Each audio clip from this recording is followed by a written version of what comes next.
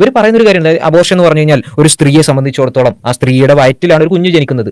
ആ സ്ത്രീയുടെ ശരീരം എന്നുള്ളത് ആ സ്ത്രീയുടേതാണ്. അപ്പൊ അവർക്കൊരു ബോഡി ഓട്ടോണമി ഉണ്ട് അല്ലെ, അവർക്ക് അവരുടെ ബോഡി എന്ത് സംഭവിക്കണം എന്ന് അവർക്ക് തീരുമാനിക്കാം. അതുകൊണ്ട് അബോർഷൻ ചെയ്യണമെങ്കിൽ അവർക്കത് ചെയ്യാം. അതിന് ഈവൻ ഹസ്ബൻഡിന്റെ പിന്നെ അനുവാദം പോലും വേണ്ടതില്ല. നമ്മുടെ 2021-2 നമ്മുടെ 1973 MTP ആക്ട്, അതായത് അബോർഷന്റെ ആക്ട് അമെൻഡ് ചെയ്തത് പുതിയായിട്ട്. അപ്പൊ അതിൽ പറയുന്നത് വെച്ചാൽ ഹസ്ബൻഡ് അല്ല, ഇനി ഒരു പ്രീമാരിറ്റൽ സെക്സ് ആണെങ്കിൽ പോലും പിന്നെ ഇതിന്റെ ആവശ്യമില്ല, ആരോട് പറയണ്ടില്ല, ഇവർക്ക് മാത്രം ബോഡി ഓട്ടോണമി എന്നുള്ള നിലക്ക് അത് തീരുമാനിക്കാന്നുള്ള നിലക്ക് ഒരു സ്ത്രീ പറയുന്ന ഒരു ക്ലിപ്പ് ഉണ്ട്. ഇറ്റ്സ് ജസ്റ്റ് എ സിസ്റ്റ് എന്ന് പറയുന്നത്, സിസ്റ്റ് പോലെ കൺസിഡർ ചെയ്യേണ്ട സാധനമേ ഉള്ളൂ. ഹ്യൂമൻ റൈറ്റ്സ് അല്ലെങ്കിൽ ആ രീതിയിൽ ഈ സ്ത്രീയുടെ ബോഡി ഓട്ടോണമി പറയുമ്പോൾ ആ കുട്ടിയുടെ റൈറ്റ്സിനെ കുറിച്ച് ഇവർ സംസാരിക്കാറില്ലാണ്. അതിനെ കുട്ടിയായി കൺസിഡർ ചെയ്യുന്നില്ല.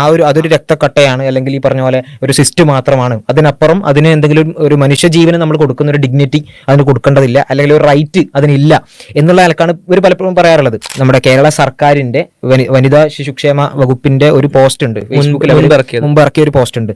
ആ പോസ്റ്റിൽ പറയുന്നത് വെച്ച് കഴിഞ്ഞാൽ ഒരു അമ്മയാകണോ, നിങ്ങൾക്ക് അമ്മയാകണോ, എന്നിട്ട് ആക്സെപ്റ്റ് ഡിനൈ, അതായത് നിങ്ങൾക്ക് സ്വീകരിക്കാം, ഒരു അമ്മ ചോയ്സ് ആണ്. അപ്പം ഈ കുട്ടിയെ കൊല്ലണം എന്നുള്ളത്, അബോർഷൻ ചെയ്യണം എന്നുള്ളത് ചോയ്സ് ആണ്. അപ്പം അമ്മയാകണോ വേണ്ടയോ എന്ന് തീരുമാനിക്കാനുള്ള സ്ത്രീകളുടെ അവകാശത്തെ അംഗീകരിക്കാത്തവരോടാണ് നമ്മൾ ഇത് പറയുന്നത് എന്നിട്ട് അവർ ഇതിനെ അനുകൂലിച്ചുകൊണ്ട്, അതായത് അബോർഷനെ അനുകൂലിച്ചുകൊണ്ടുള്ള രീതിയിലുള്ള പോസ്റ്റുകൾ. വയറിന്റെ ഉള്ളിൽ നിന്നൊരു കുട്ടി പുറത്തേക്ക് വരുന്ന വേളയിൽ ആ കുട്ടിയെ കൊല്ലുന്നത് എന്താണ്? തെറ്റാണ്. അത് ഹത്യയാണ്, അല്ലെങ്കിൽ കൊലപാതകമാണ്, വലിയ തെറ്റാണ്. നമ്മളെ സംബന്ധിച്ച് പിഞ്ചു കുഞ്ഞിനെ അരുകൊല ചെയ്തു എന്നൊക്കെ പറഞ്ഞിട്ട് ഭയങ്കര സംഭവമായിട്ട് പ്രചരിപ്പിക്കും.